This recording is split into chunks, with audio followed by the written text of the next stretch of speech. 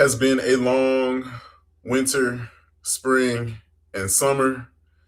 We're still in summer as it is, but it is football season in the state of Florida, my favorite time of year. The extra point is back.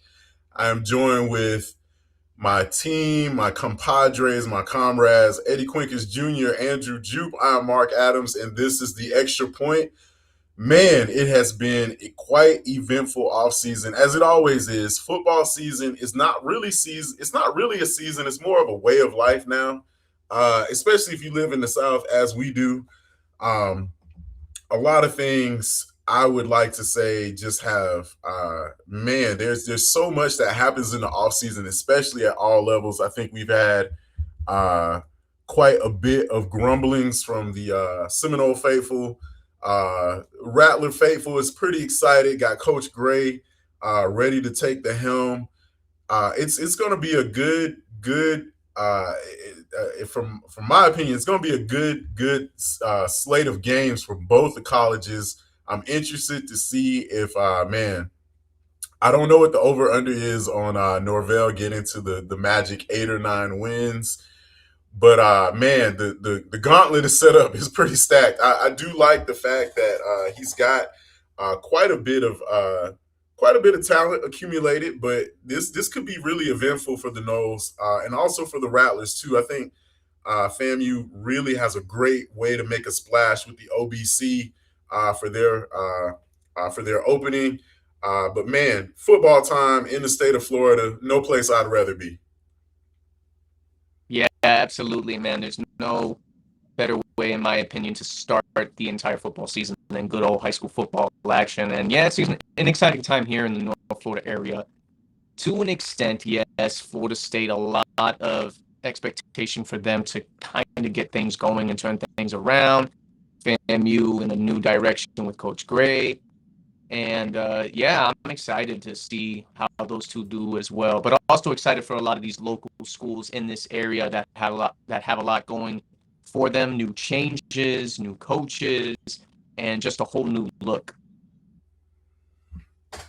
Turning of chapters for sure, Jance. It's exciting. It's going to be awesome. Unfortunately, it's got the feeling of two ships passing in the night, of potentially one coach for one of the universities on the way out, and then another one, of course, continuing on in his voyage. But it's good to have Coach Gray back in the area. Obviously, big success north of the border, so that'll be fun. And of course, with him dipping into the high school pool not too long ago, still remember his time at Lincoln and how successful, fun, entertaining that is. So all in all, great showcase. Like you guys said, let's get it going. High school football already started last week for a couple of our teams, but we're going to get into the big slate coming up this Friday, so I'm looking forward to it.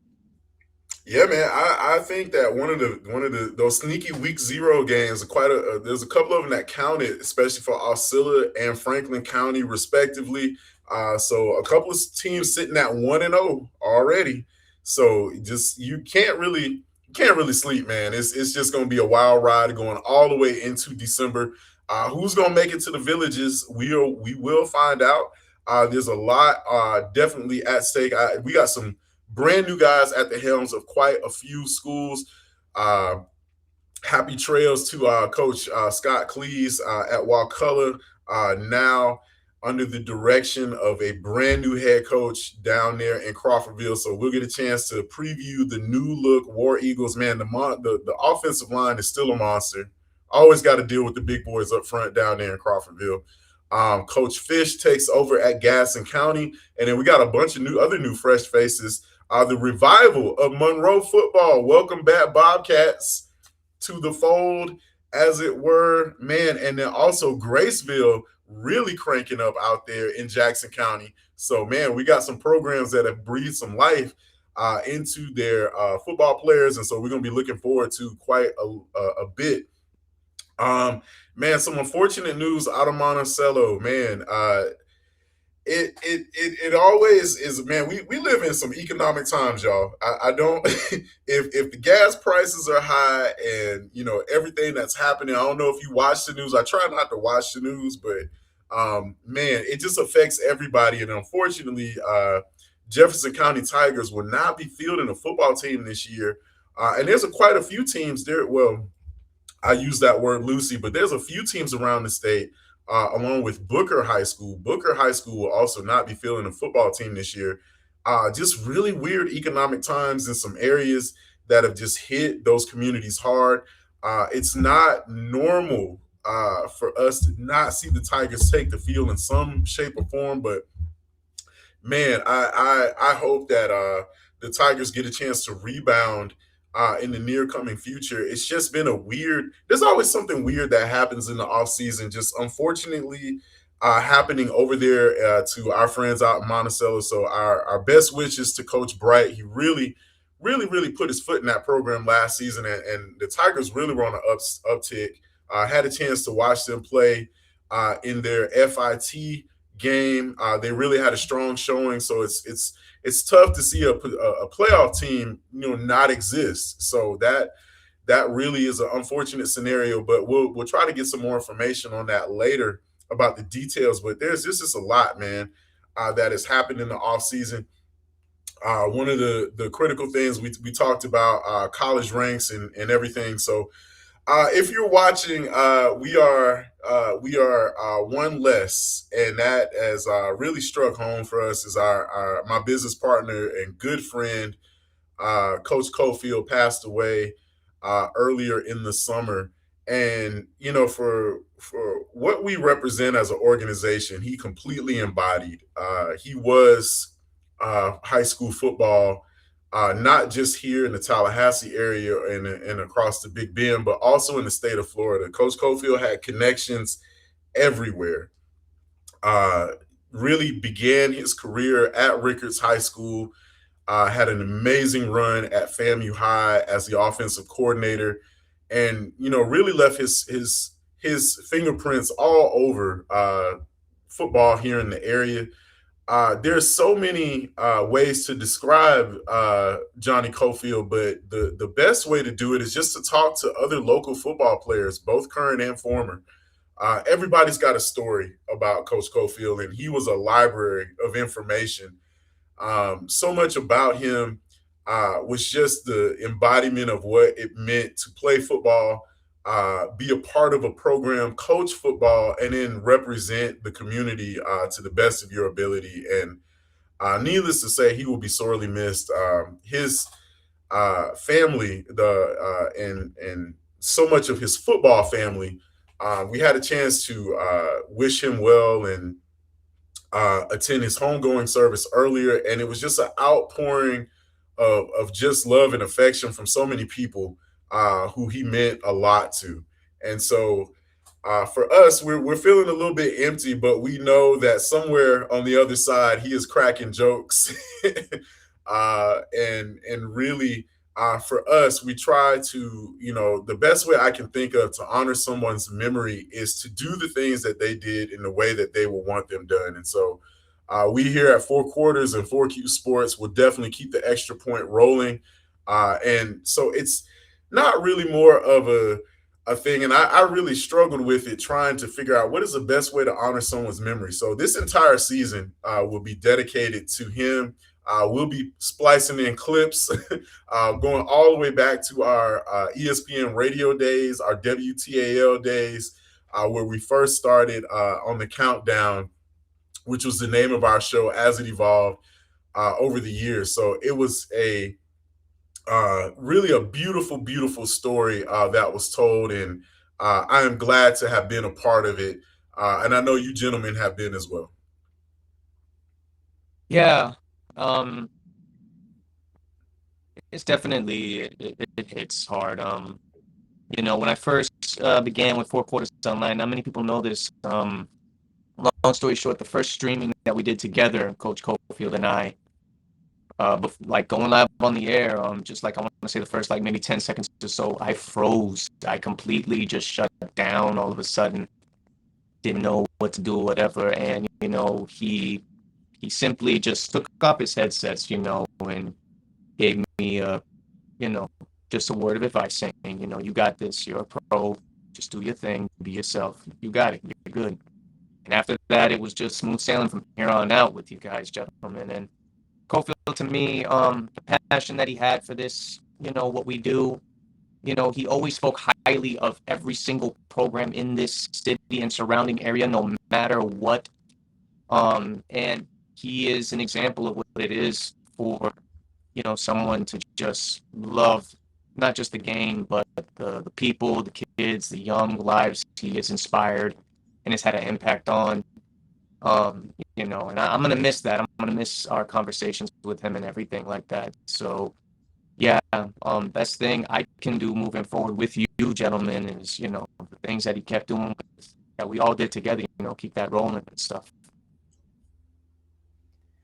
Yeah, Mark, I think you bring up a great point, and Eddie, you as well, when you said friend.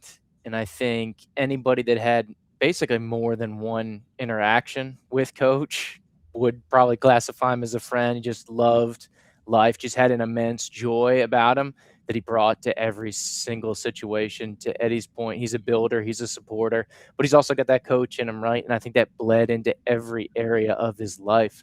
And he was just a supreme joy, a great guy to be around.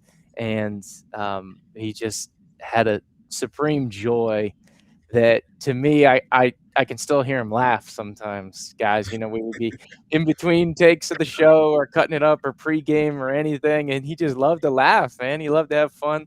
Like you said, he had his story for everything. And I would just ask him basically one question, and then he could just go on for hours. And it was just great to just kind of sit there and drink it all in. He was such a source of wisdom, not only for the game, but just for life, and just kind of letting him do his thing. And I always used to joke with him that the podcast or the broadcast when we do it was the Coach Cofield variety show. But I really wish he just would have kind of run with it. But he was always like, no, no, no, no, no, no. But yeah, obviously, want to carry on and honor him in that. And I may even peek into a couple more Steelers games than I would have this season as opposed to usual. But we miss him, and like you said, Mark, going to try to honor legacy, doing what he loved to do and doing it in the way that he did, and that's joyful, fun, and supportive of the community, not only here in Tallahassee, but the bigger one here in high school athletics and things that you all started, 20 years ago here with Four Quarters Online? It's weird how time has just flown by. I was I was childless and didn't have the life attachments that I have now. And being able to be around Coach Cofield, everything worked together. Family worked with football. Football worked with family. They both grew at the same time. Friends blended in with coaching assistants, and everybody just kind of was in the same bucket. Nobody was separated, and that's one of the hardest things about it, is that, like, it's so easy to do this, and then you got your bucket for doing this, you got your bucket for your family, and your bucket for this. And Coach Cofield nobody was outside of the bucket. Everybody was in. And so you got a chance to meet Mrs. Cofield. And my favorite thing about them was that she was a Cowboys fan and he's a Steelers fan. So they would go at it. And so I know that there's just a void. His children were part of Four Quarters Online, his daughters and his son. And then his grandchildren were a part of Four Quarters. So that part, really, really stings a little bit. But the beautiful thing about it is that it brought my family into it. And so we just grafted different people in, friends, coworkers, and all kinds of different individuals from the community had a hand in this. And so it was never a one person or two person thing. I know we get the credit for being part of the Extra Point podcast and starting Four Quarters Online, but it would not exist if it weren't for guys like yourself and so many other people. I could sit here for the duration of this podcast and just list off names. But if it weren't for those people, and I think that was his biggest, that was one of his biggest talents. He knew how to make it about the other person. He knew how to make it about the people who were involved. And that's, subsequently, that's also how he coached. when I would listen to him call plays, it was never about the play that was being run. It was about the personnel. It was about the kid who was going to be blocking for the running back. Who do I have in the game? And that's how we did it. It was never about what, it was about who. And that's one of the things that I will carry on about him and his memory. So, and definitely, the one of the coolest things I think is just being able to go and kind of recant some of those stories. Football is just a collection of different stories. The first quarter is a story, the second quarter is a story, the fourth quarter is a story. Everything gets put together into one giant storybook, and that's how he looked at it. Each game was a different chapter. Each week of the season was a different book, a part of a much larger collection. And so it made it easy to do because it was fun. Even when games did not go the way that we expected, even when there was unexpected moments or events, it just made it a part of a bigger story, and that's what I'll miss the most. So our friend Coach Cofield is going to live on through this and so many other things that we do. But Johnny Cofield, the man, is everywhere. Whenever you're on the sidelines of a game or you're sitting in the bleachers, part of what he did helped to make it that much bigger and brighter. And you don't need to go far. You talk to any head coach in the area or anybody who's had a part in being able to tell the story of high school football in North Florida.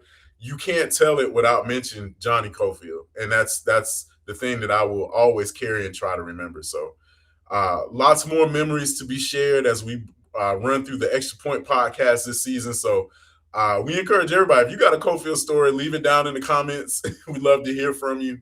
As he would often say, what are the people talking about? What's the word on the street? So, but yeah, man, our friend Coach Cofield and his family definitely in our thoughts and prayers, but gone but not forgotten. So, but man, as he would say, man, let's get into some high school football. Let's not waste any more time here. Man, we've got a great slate of week one games. A lot of what we tried to do during the preseason, we were busy. We were down in South Florida having a good time. Great opportunity to be able to cover the Sports for Change Kickoff Classic. 3 great games to kind of go ahead and get the final tune-up before we jump into being able to do what we knew. We got a special announcement coming up. We've got some schools that will be joining the McClay lineup along with Florida High. The Lincoln Trojans now in the fold. So we will be live streaming every Lincoln Trojan home game. So that's a huge announcement. So definitely glad to be expanding and getting the team out there.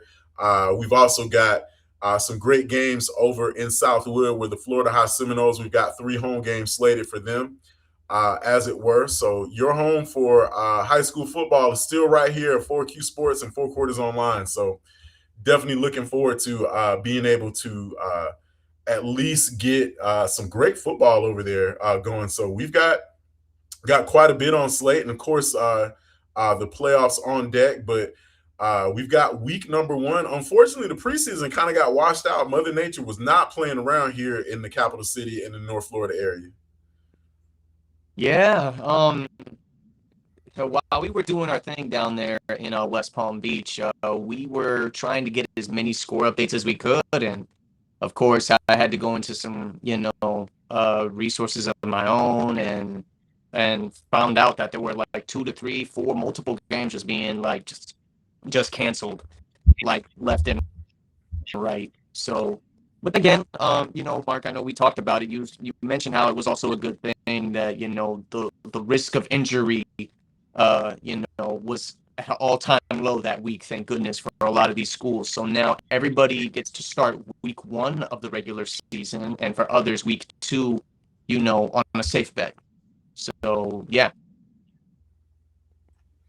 Yeah, and I think it's going to be a wild week 1 because we don't know where a lot of these teams are, and I think it's going to lead itself to some opportunities, let's say, for some teams to capitalize on. So we'll see what we have going on. But to your point, a lot of teams are healthy going into week one, which is what you want.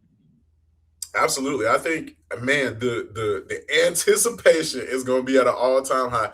When you were supposed to play the previous week and you kind of got to table all of that, even down to running through the paper, running out the tunnel or whatever, warming up. It's just, I mean, that's one of the hardest things because now everything's just kind of been tabled and a lot of that energy is just pent up. Man, we are going to see some explosiveness in the first quarter of a lot of these games because these kids just didn't get a chance to. They didn't get a chance to show off their wares last week, so now it's just time to lock and load. And everybody's been loaded for an extra week, so I'm looking forward to it. I know that we had a lot of teams did have some inter squad games, and that's cool. But you don't really want to beat up on your teammates. You want to beat up on the opponent. That's what it's really about. And so we got a lot of teams that are really ready to lock in for week number one. So let's go ahead and jump into it. Let's kick it off here. We have Osceola Christian taking on Sneeds, and the Warriors already sitting at 1-0. They had a great opening victory last week. And, really for Osceola Christian, one of the things I just enjoy about the Warriors is just their ability to be able to be one of the winningest small school programs, not only in the area, but in the state as well. What Osceola has been able to do really has just been nothing short of amazing. They have put together and stacked up multiple 8, 9, 10 win seasons over the past decade. Their head coach, Coach Wheeler, has really done an incredible job taking over the program last season from Coach Roberts, who's now at Monroe, and we'll talk about the Bobcats later on.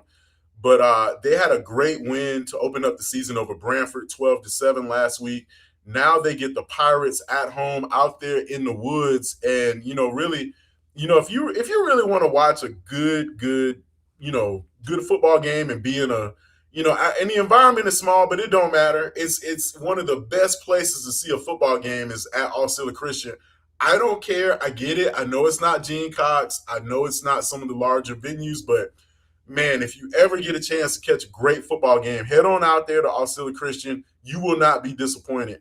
Warriors 1-0 taking on Sneeds, who hasn't had a chance to really show off what they got. They had a preseason game that also, I believe, was tabled last week, but the Pirates really, for them, they lost a little bit of talent from last year, but the opening, their kind of last little bit of August going into the September for the Pirates reads at Osceola Christian, at Franklin County, then at home for the rest of the month of September. So they're really trying to get off to a strong start here. I look for these teams to be kind of evenly matched in a little bit of their areas here.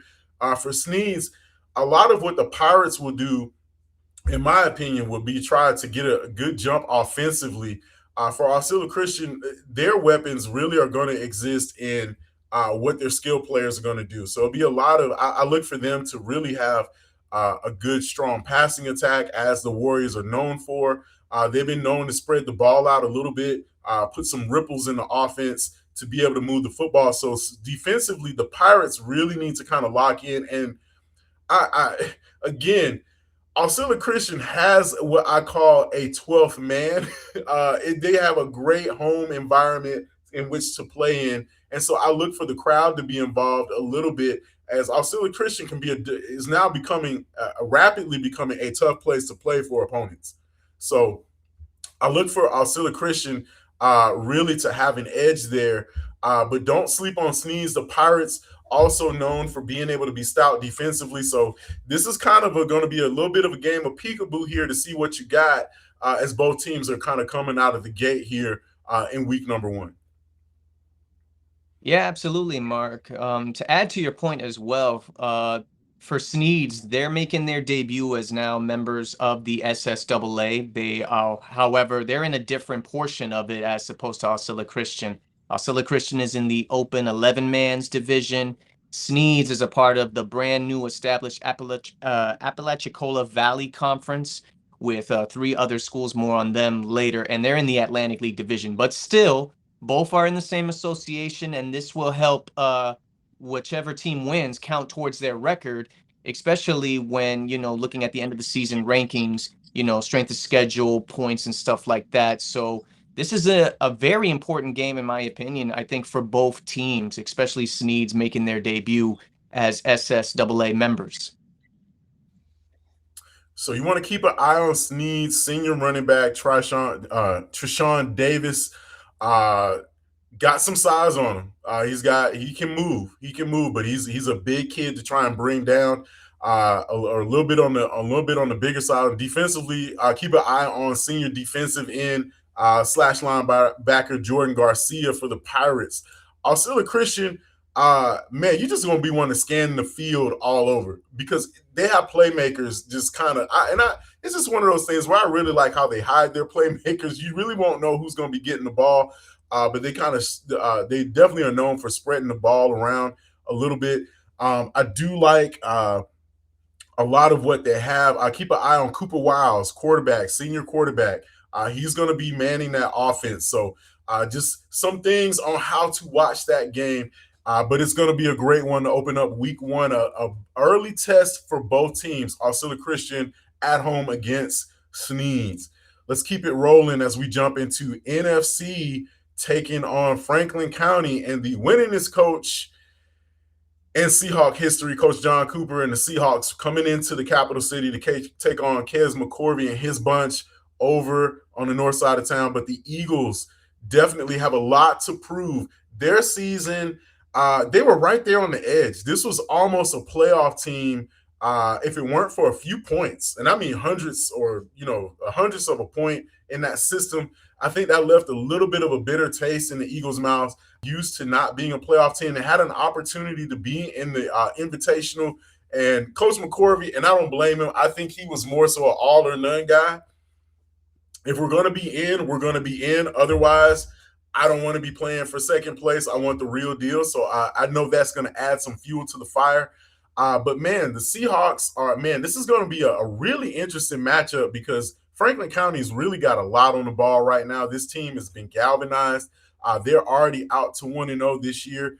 And from what I can tell, they really have focused and concentrated on being able to be a sound football team across the board. Normally, when you have small schools, they have 1 to 2 things that they do really well.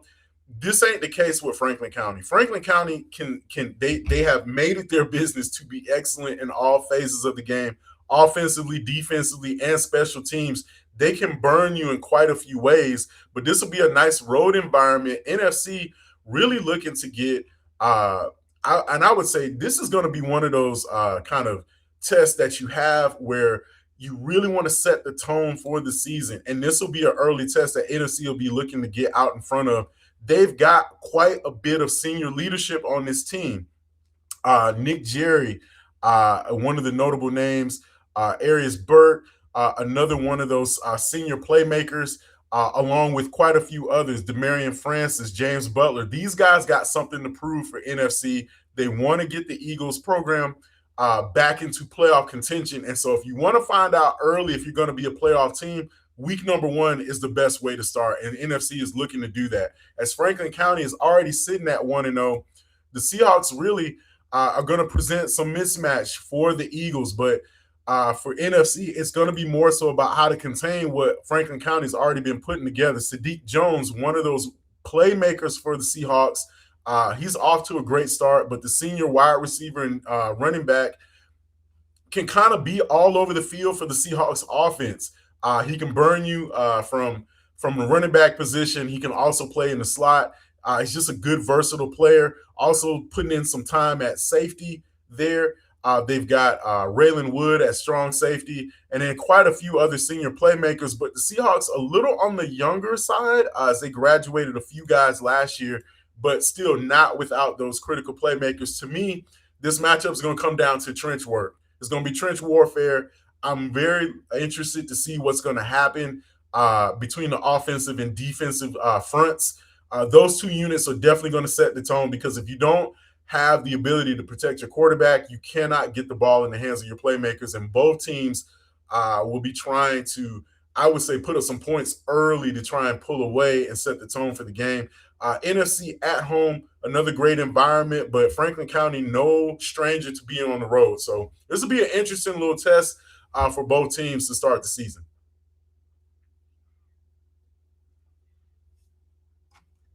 Yeah, of course, battle of the undefeated teams. Mark, to your point, Franklin County, a lot of weapons. 10 different players rushed the ball last week, and they're averaging 6 yards a rush. So, like you said for the previous game, you don't know where it's going to come from for Franklin, but you do know you got to guard Sadiq Jones. That's going to be the start for you. Yeah, Absolutely. props out to Coach Cooper and what he's been able to build at Franklin County is amazing, and this will be a very good test for Franklin County, especially, having a team like NFC on your schedule, so I'm excited to see what this game will be like. It's here in Tallahassee, correct?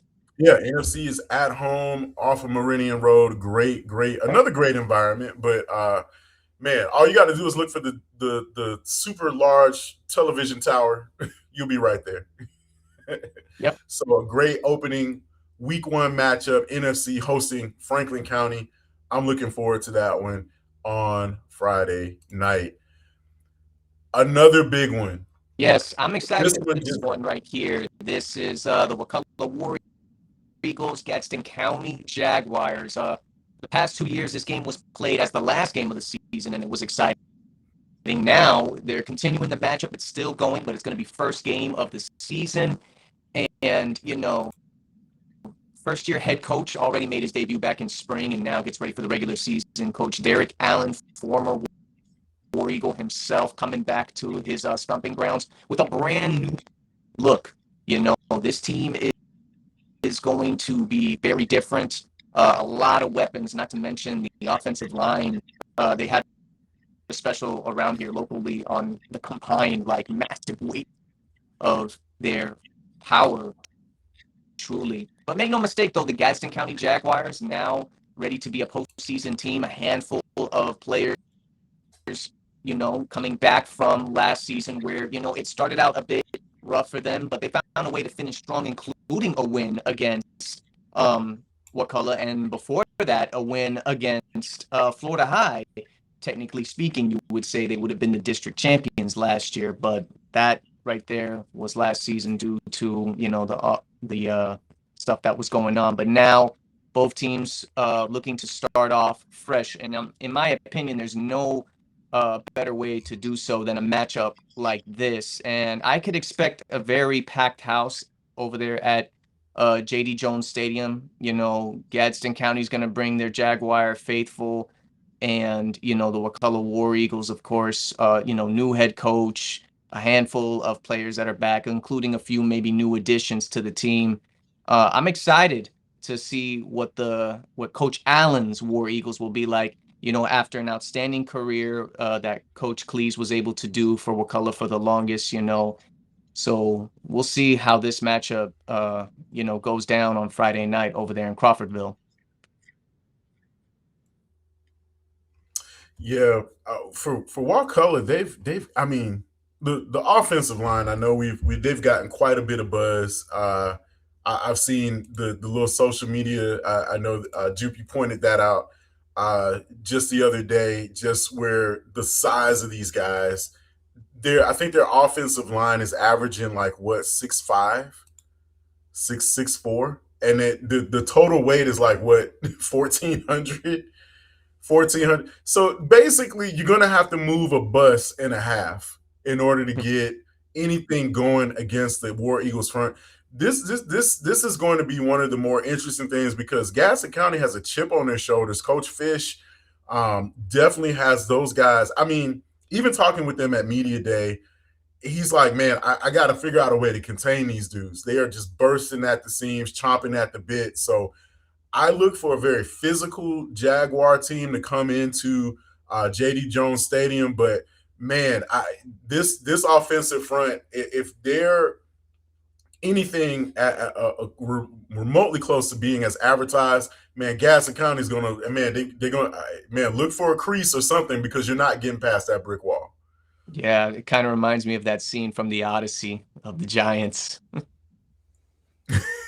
There you go.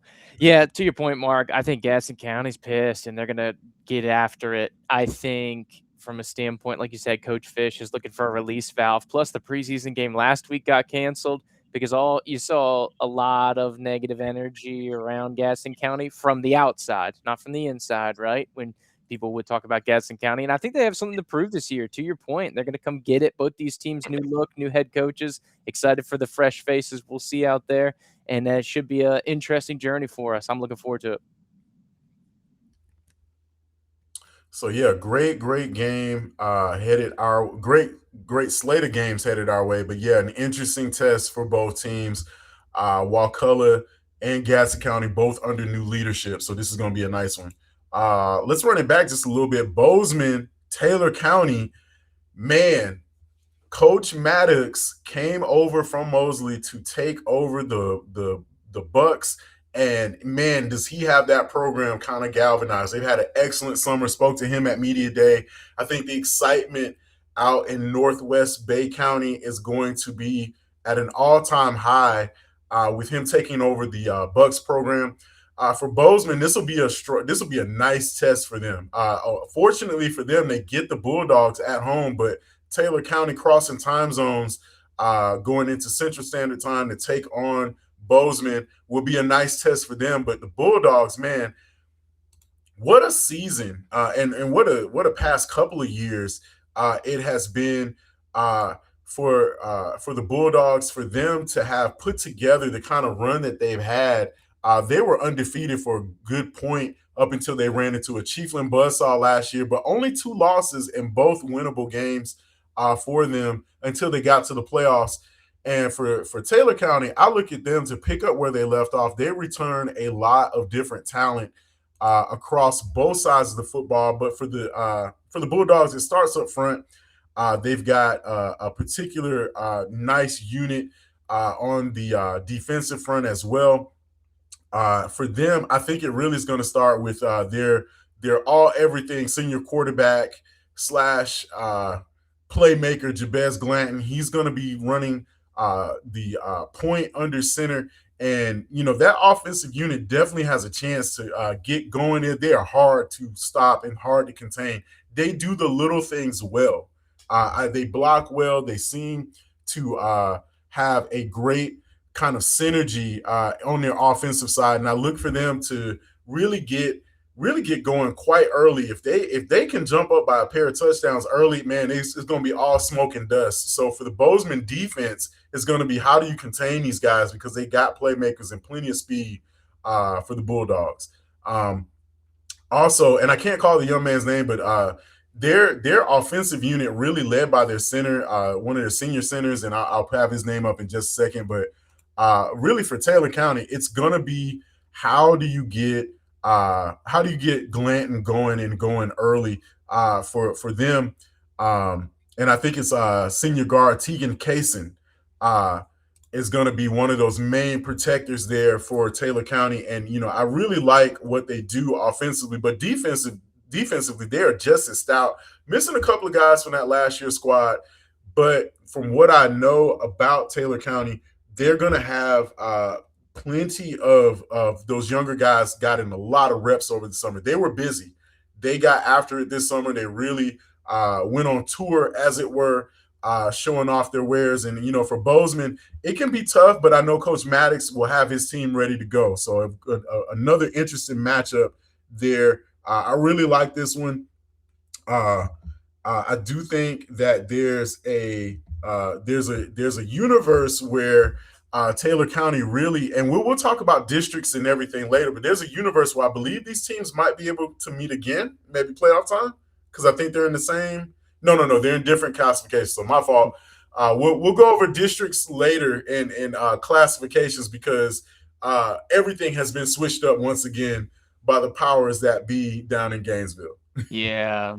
So a great week 1 matchup between Bozeman and Taylor County on deck. Yeah, this will be a big one, Mark. And I don't know about you all. Is it too early to start talking about playoffs? No, never too early. Not around here. It's not. It's always It's playoff always time. playoff time. So this is one of those things you think for both these teams. This is point grab, so to speak. For Bozeman, this is a Yeah. great opportunity to get kind of a signature win, continue to build that program. I know in that they're in that little Boosie league, INDEPENT. They're Yeah. going just for their reclassification. But this is a potentially a building block. You've got some pretty good numbers. I heard about 50, 55 kids in the program split between JV varsity. You got the new field, the new coach, potentially some positive momentum. If you get a big win, this can be huge, or at least if you can kind of run with a good Taylor County team. On the flip side, for Taylor County, they're trying to get points. They're trying to get wins. One of the hardest small districts that you have, there's not a lot of wiggle room. You got Madison, Fort White, Taylor. That's your district. So there's not a lot of avenues. Of course, the district champ gets the automatic bid. So they're trying to start the season, get it going strong. Like you said, it's going to start up front with Kaysen, and Bez Glanton is a bona fide baller. I don't care what classification. Fun to watch. Coach Braz has him going on. Bez Glanton. He doesn't get enough love. If he was in the capital city or if he was in a bigger metro market, people be all over him. But make sure you check out Bez Glanton, Taylor County. It's going to be a fun team to watch this year. Yeah, Absolutely. for Coach Maddox taking over Bozeman, I was listening to the media day that you guys were attending at PCB. And one thing I will say, in order to be a team that, competes in the postseason, you have to play good teams. And this is a good test for Bozeman to take on a team that was just one game away from the regional title last season, unfortunately with that loss to Pahokee.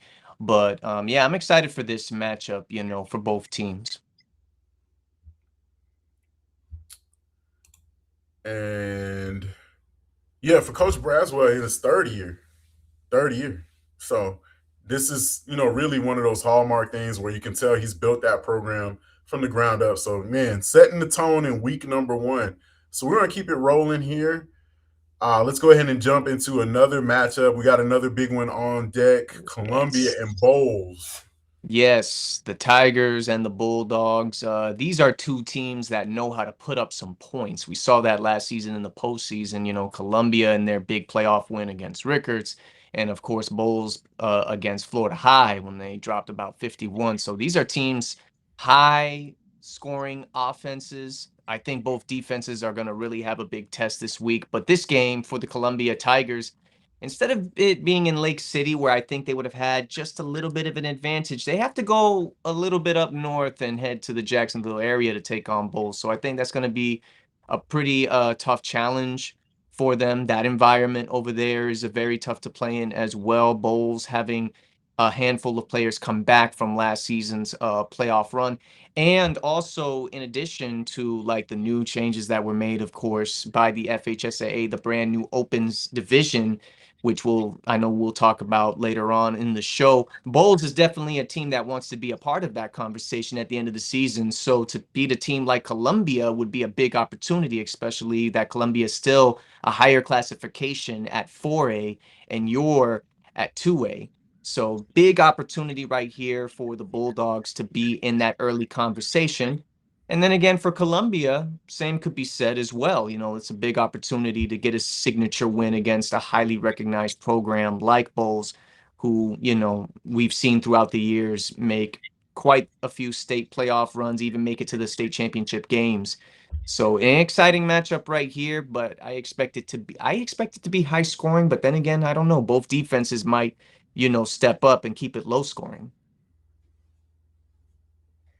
Yeah, fun one to watch. For what it's worth for the rankings, Eddie, you talk about that open division here for Bulls. They come in ranked 25. So say what you want for the early season rankings, but if they have rankings out there, we might as well talk about them. And then Columbia's top 60 team. So both these teams, when you think about the spread and number of teams in the state of Florida, those early returns based on the transition from last year, big things being expected from both of these squads. So once again, playoff atmosphere.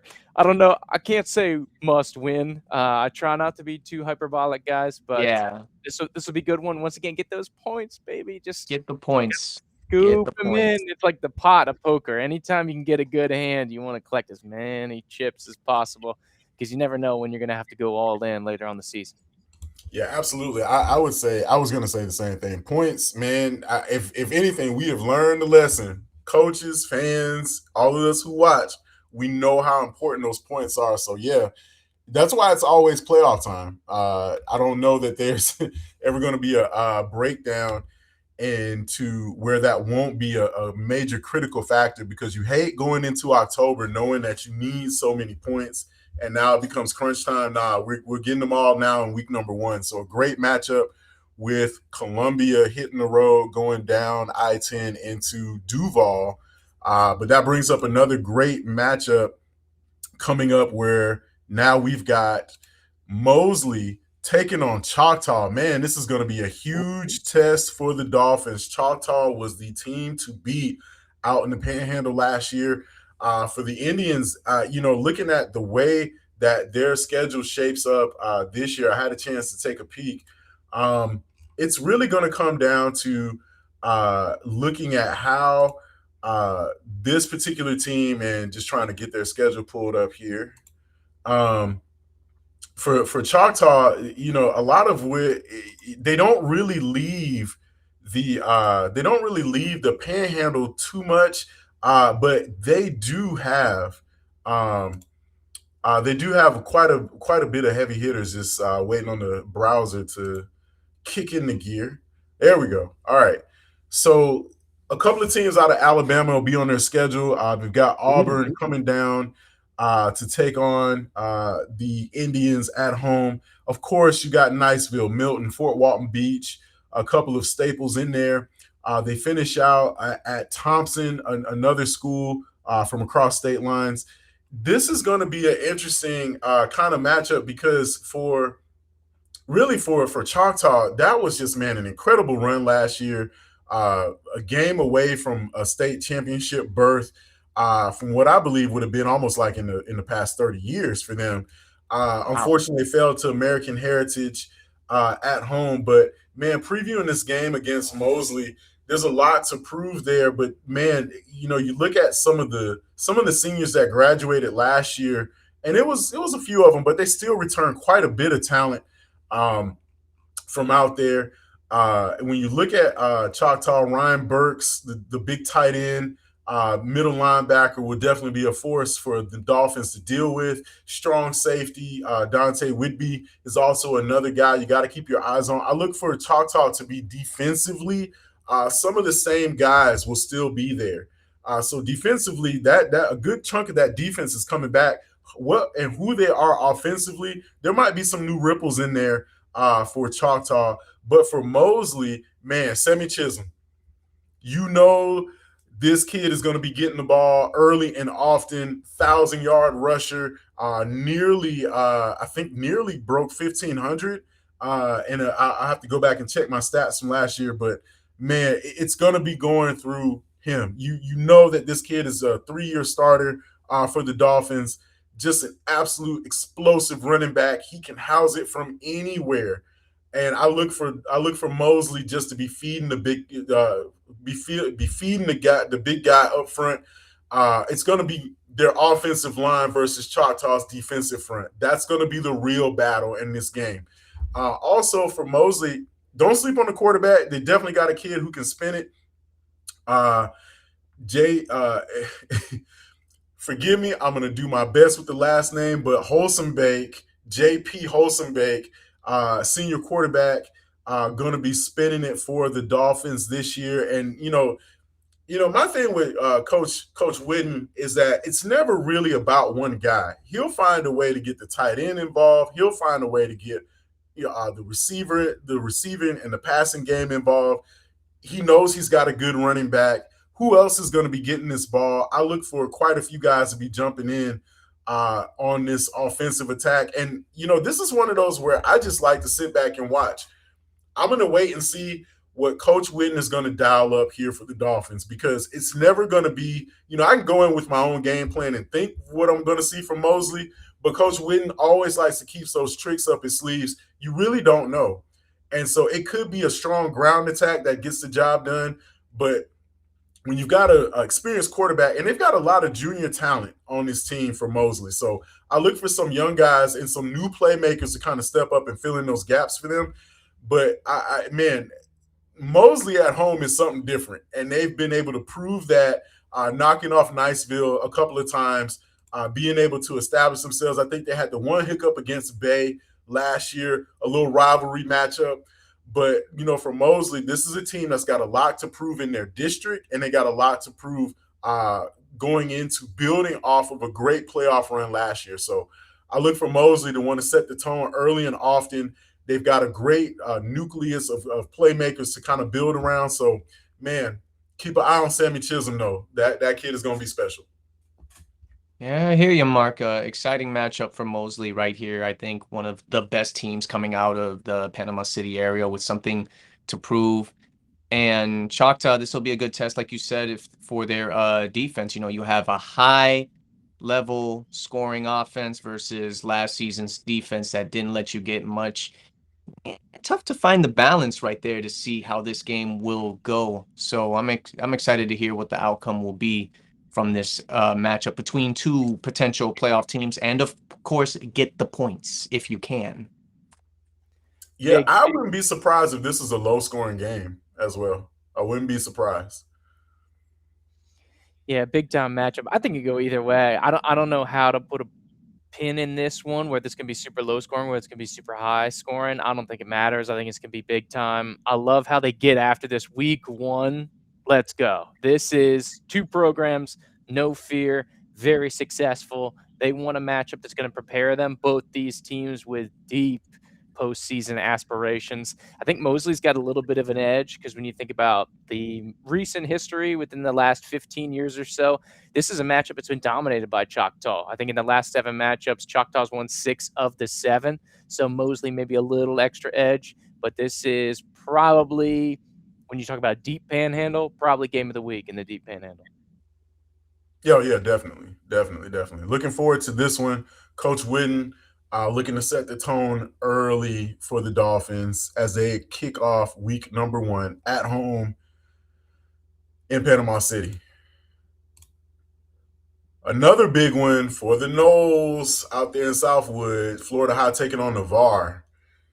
Yeah, this will be an exciting matchup over there at John Hickman Field, aka the Shack.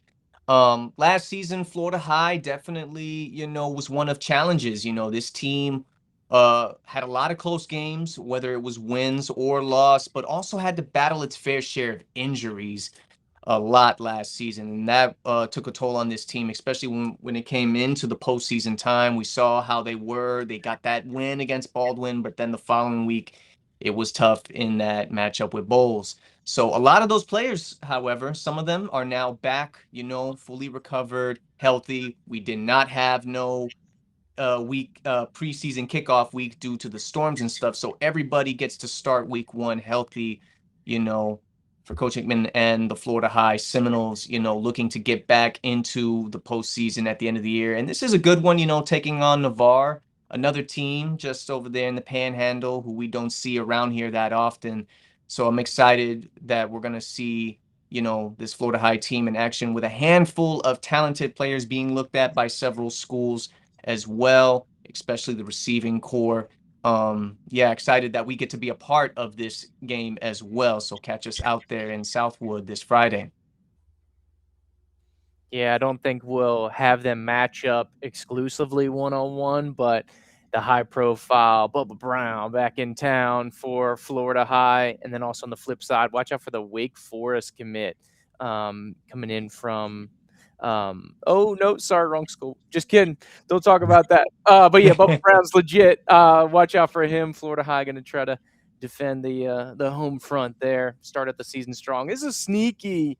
Navarre on the big picture of things, I don't think Navarre gets a lot of love from people out of there, but sneaky team in Navarre. Yeah, the Raiders have, and really it's tough when you're in the Panhandle. That's I call that the cannibalization of a lot of schools. They just beat up on each other all year long, and it can be tough. But for Navarre, you're not really sure which Navarre you're going to get. And I think for Florida High, this is a great home contest and a great test for them. But for the Seminoles, there's going to be quite a bit of talent that Coach Hickman is bringing back for them. Of course, the offensive unit up front will have their opportunity to be able to set the tone early and often for the nose ground attack. Coach Hickman, definitely a big believer in running the football. Defensively, of course, Florida High also known for having stout secondary and stout defensive front.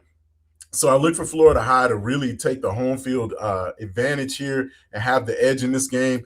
Navarre changing time zones and coming into the capital city for this one on Friday at the Shack. All right. Another big contest coming from down the line. Lincoln taking on Crestview to open up the season. Yeah, wild one. This was where I kind of jumped the gun. I just got so excited about this secondary battle that we'll have with Lincoln's kind of high-profile cornerback Crumity against that Wake Forest commit, Zytassin here for Crestview. Hopefully we get them kind of going at it one-on-one. It'll be interesting to see Crestview coming off a great year here with Coach Grant, his 5th season. A little bit of a 7-4 campaign for them. They're kind of an up and down squad here in the Panhandle, but early returns are looking good. They're ranked 81st in the state to get things rolling. Once again, rankings, take it for what it will.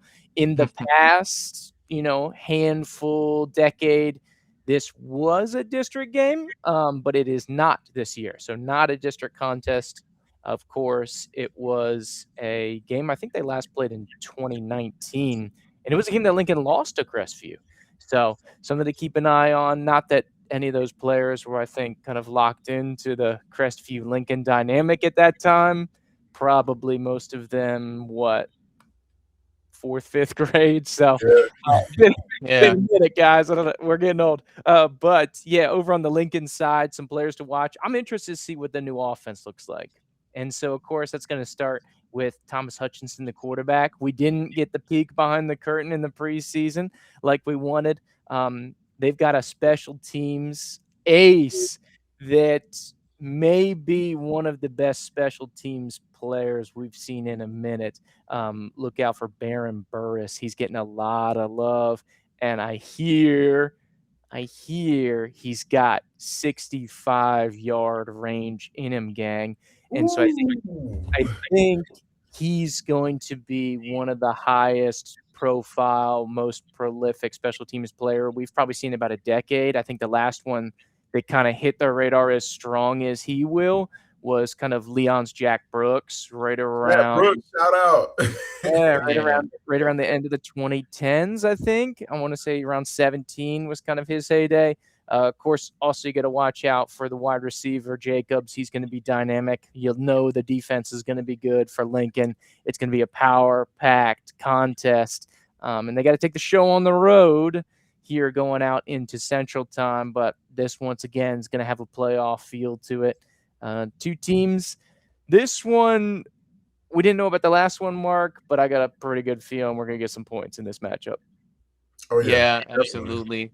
I've been to that stadium out there one time in Crestview, man, and I will say that again, this was back when I had first moved to Tallahassee and was introduced to a whole nother world of high school football in the North Florida region, and that's a very tough place to play in. So a good early test for the Lincoln Trojans to start their season. Like you said, Jupe, get those points if you can. It's not a district game anymore, but it's going to count for something later on down the road as the season continues. All right.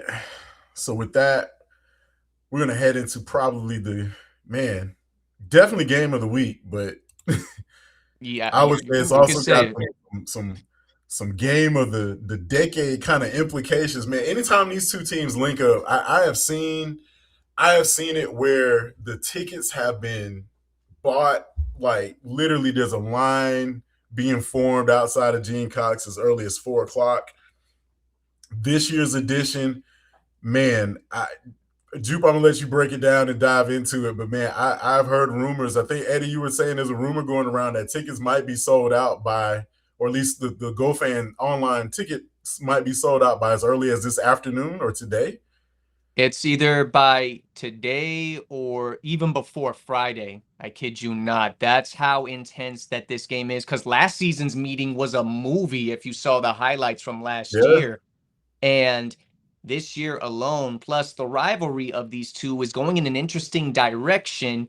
Mark, you were part of this. You know Yep. how in your time it was always that mid-season classic rarity if they ever made it last game. But the fact alone that it's now first game once again, it's making things interesting. Jupe, you know a little bit more into this as well.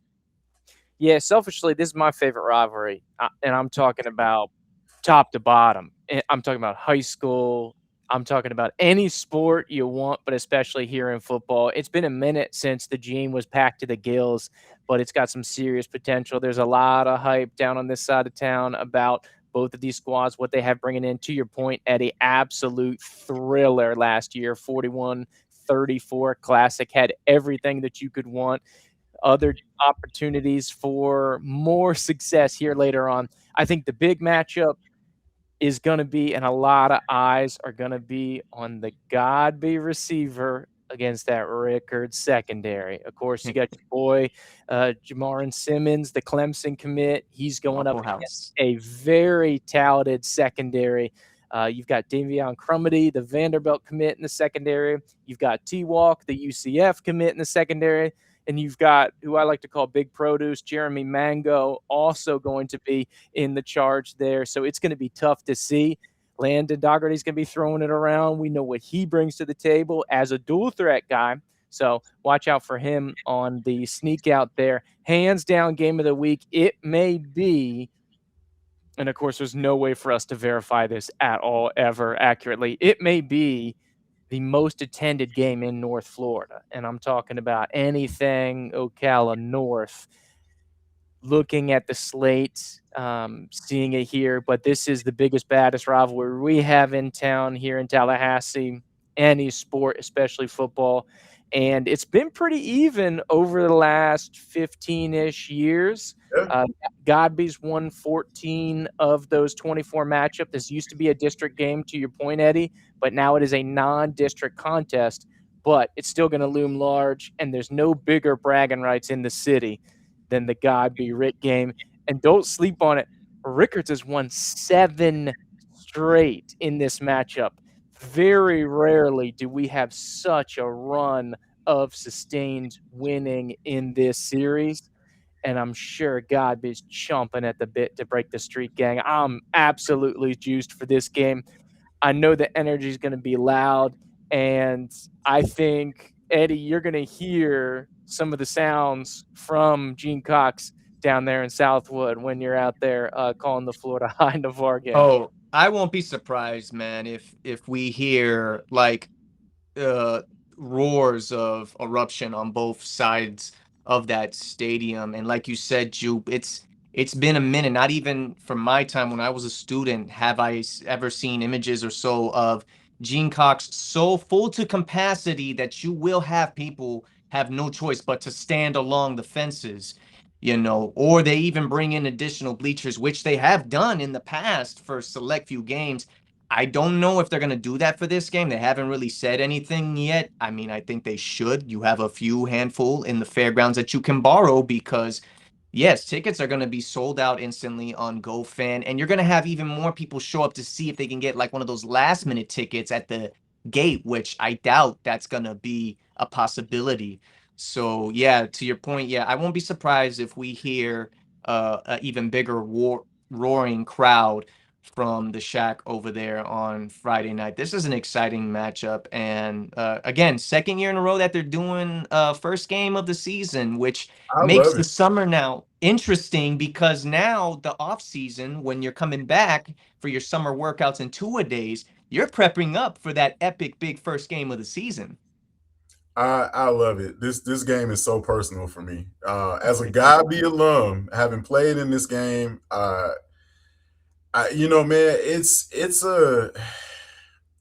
it's one of those where you don't really understand the magnitude of it until you look up in the bleachers and you see the people. And it's not just a rivalry that you can't contain it with just one sport. It spills over into basketball.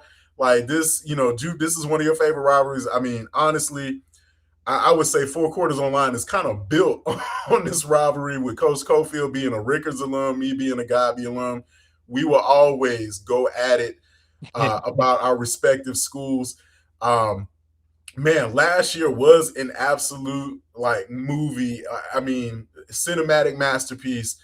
Godby actually held the lead going into late in the fourth quarter, and then all of a sudden, Raiders come storming back. I know there's some bad blood on both sides just from being able to kind of go back historically and look at how nobody wants to be on the losing end of 7 straight. But at the same time, Godby needs to finish the deal. You cannot have any kind of lead and think you're safe in this game. That's what a rivalry game really is about. And also, man, just looking at how Coach Holston used to be on Rickards' staff. I mean, there's just a lot of family ties in this one, and I'm looking for absolute fireworks from Gene Cox this Friday. So man, I could speculate, and we could talk about the number of recruits in this game ad nauseum. I think there's probably in excess of maybe 30 guys that probably are being eyed as far as recruiting is concerned. But man, there's no better feeling than when toe goes to leather on Friday night. I'm just going to be excited waiting for kickoff. It's going to be a great Friday night, so I'm looking forward to this one. Yeah, 100%. And Mark, to set the record straight, this is my favorite rivalry. We don't like to get any favorites, and I know you're being a little political there. But number one, standalone, to me, nothing close. It needs a name. It needs a name. It needs a name. We have to give this one a name for so long. Doesn't need it, Eddie. You got. I don't know. We'll just see who's going to be in. We'll just see. I just know that whoever wins this game, they're really going to be trying to claim bragging rights for the city. It's a long season. Several schools will be vying for that title, but man, it's definitely going to be one that's going to set the tone early for both teams' season.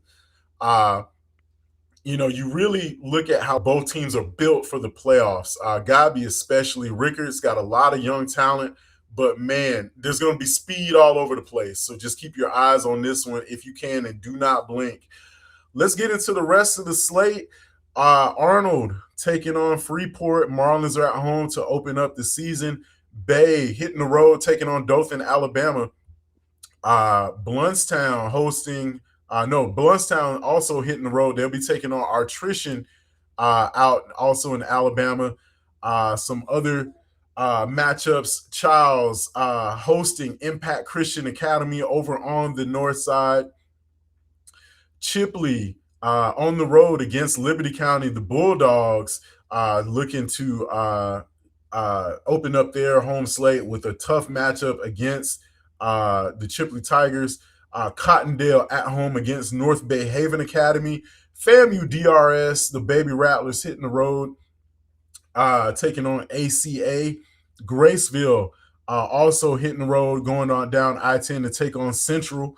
Hamilton County, they will be traveling to take on Bell. Holmes County at home against Fort Dale Academy. Lafayette hosting McClay, the Marauders, heading down to take on the Hornets. Leon also at home in the capital city, taking on Fernandina Beach.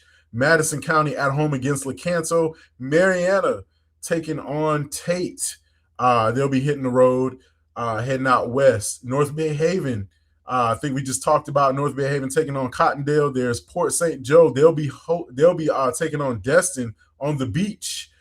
Rutherford at home against Union County. South Walton taking on Gulf Breeze. Suwannee, they'll be hitting the road, taking on Crystal River.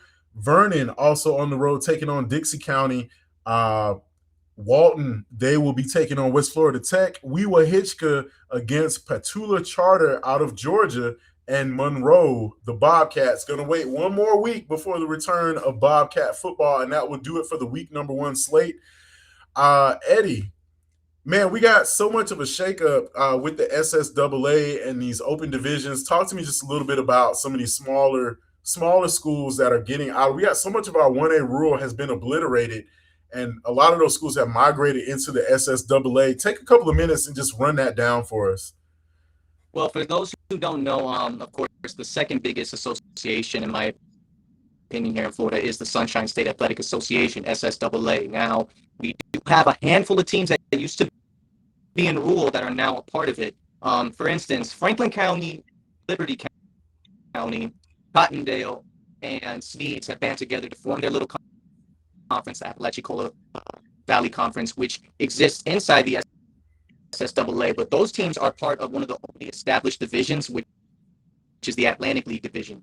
They're a part of that, along with Union County, along with Lafayette, and a few others. Jefferson County was also going to be a part of that too, but unfortunately, due to the circumstances, they're not in. So the Atlantic North region has 20 teams. The South region has 21. So you have a total of about 41 schools in the Atlantic League Division. Osceola Christian is a part of the Open 11-man division. It's them, and I also want to say Rocky Bayou Christian as well. The playoffs at the end of the season are judged by if you're in the top 16 teams sorted out between North and South, you go to the main championship bracket, and of course the lower seeds like 17 on down go to the 3A, the 2A, and 1A. The same thing the Atlantic League Division. The 8 best from North, the 8 best from South, that is your state championship bracket. And of course, the rest of the other half is the 1A bracket. So that's how the playoffs are going to work if you're a member of the SSAA. So in simplest terms, if you're in the Atlantic League or the 11-man Opens division, you want to be one of those teams that finishes in the top 8, top 16 at the end of the season. And that's something that Osceola Christian did last year. That is also something that Franklin County did last season. But now, since they're part of a conference, the conference champion, I believe, will have an automatic bid into the playoffs and will be seeded at the end of the season, judged on points, ranking, strength of the schedule. So, like you said, you get those points. Get those points. Especially, too, what's a benefit for SSAA teams, you can still play FHSAA, and you could even get some credit and points for that as well. And that also helps on strength of schedule. And a fair share of those teams do have, a handful of FHSAA teams like Franklin County playing NFC 1. All right, awesome, Eddie, with the SSAA breakdown. We appreciate that. So if you're confused, don't be. We'll be back every week to kind of keep you updated. Independents right now are Bozeman, Graceville, Hamilton County, and Monroe out of the Big Bend Panhandle area. Also, we were Hitchcock. So those are the 5 independents this year. And independents are, they're opting to play the 10-game schedule or 8 or 9-game schedule. There could be some ripples in there, but they are not in contention for postseason ball in the FHSAA bracket, if I'm correct. So as we jump into 1A, your 1A Region 1, District 1, and, just to let everybody know, we're all in Region 1 here in North Florida. So you have in District 1, 1A, Bluntstown, Holmes County, Port St. Joe, and they're also being flanked by Baker and Northview. So that district district play is now in 1A ball. So the old rural classification obliterated. We're now going 1A through 7A. So 8 classifications plus the open division is pretty much going to be an interesting kind of ripple here. So we're always experimenting down in Gainesville to see what we can do. We appreciate the guys in the lab at the FHSAA kind of running another test experiment here. So this will be another edition of that. So in 1A District 2, you have Chipley, FAMU High, McClay, Mariana, and North Florida Christian. So some rivals in there. Definitely going to get a lot of good ball out of that. In 1A Region 1 District 3, Madison County, Taylor County, huge rivalry game there. Also flanked by Fort White, District 4, Chiefland, Hawthorne, and Williston. So just potential playoff matchups abound in the regular season as well. So in Class 2A, in Region 1, District 1, we have Freeport and Walton. They're flanked by Destin and Pensacola Catholic, and that's Walton out of Defuniak Springs. In 2A, Region 1, District 2, We have Florida High, Gaston County, North Bay Haven, and Rutherford out of Panama City. So, yeah, some more potential playoff matchups here in District 2 out of Class 2A. In 3A, District 1 goes Bay, Pensacola High School, Pine Forest, South Walton out of Santa Rosa Beach, and West Florida Tech. So we'll see how the Tornadoes fare in that district along with the Seahawks out of South Walton. But then in 3A District 2, man, this is going to be entertaining. We're so used to this by now. Wakulla and Godby joined at the hip eternally, still in district play, also flanked by Suwannee and Baker County out of Glen St. Mary. So that district kind of holds together historically in Class 3A. So we'll definitely be looking forward to our friends from Crawfordville taking on the Tharp Street Bullies, as it were, later on in the season. Class 4A, I'm just going to go ahead and jump into this because this is the only thing we're really going to be talking about. The Monster District 2 out of Class 4A, Arnold, Childs, Leon, Lincoln, Mosley, and Rickards. Man, just clear your calendar. Just focus on this for a little bit. This is where the bulk of the carnage will be come district play. And so the points matter along with wins and losses. So, yeah, there's a chance that you'll see 3 teams from this district try to get in. So we'll be seeing some entertaining ball coming from District 2. Also in 4A District 3, you have Columbia. They're in with a bunch of Jacksonville schools, including Ed White, Ribault, Riverside, and Yulee. District 1, by the way, going out in West Florida, that's Choctaw, Escambia, Fort Walton Beach, Gulf Breeze, Milton, and Washington. Just so you kind of get the picture of where District 1 and District 2 might be matching up in the playoffs. No 5A schools or 6A schools in our area. So that's kind of how the districts are going to break down this year. Don't worry. We're going to have everything broke out as the season goes along.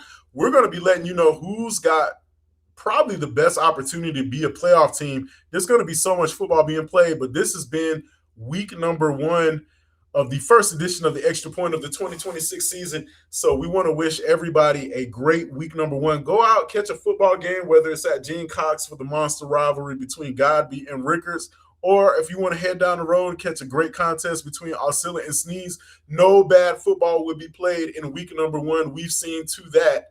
All we're going to do is make sure that you're updated on the scores and the matchups here on the Extra Point. So for my team, I'm Mark Adams, Eddie Quinkins Jr., Andrew Jupe. This is the Extra Point. You can catch us every week. Tuesdays is going to be the day that we have selected, unless otherwise noted. But we want to make sure that everybody gets a chance to kind of dial in here to what we're doing here. 4 Quarters Online and 4Q Sports, your new home for high school football here in the North Florida area. We'll catch everybody next week.